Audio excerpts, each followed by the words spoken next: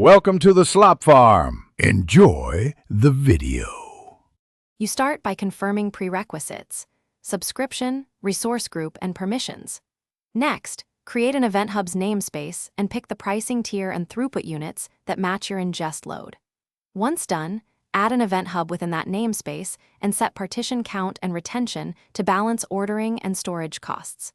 Make sure to record the connection string and policy name.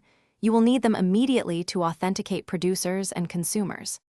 You now configure producers and consumers. First, create a SAS policy granting send for producers and listen for consumers. Copy connection strings securely. Then implement a producer with the Azure SDK or AMP, batching messages and setting properties for routing.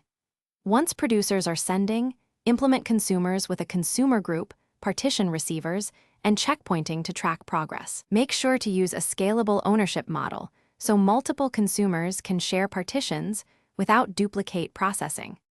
Finish by validating end-to-end flow. Verify producers send, consumers receive, and metrics report expected throughput. Then scale the namespace or adjust throughput units. Enable capture to persist events to blob or addles if you need long-term storage. Once done, test failover and update policies as needed. If something breaks, check quotas and throttling in metrics, ensure network and firewall rules allow Event Hub's endpoints, and confirm. Thanks for watching. Consider subscribing if we helped you today.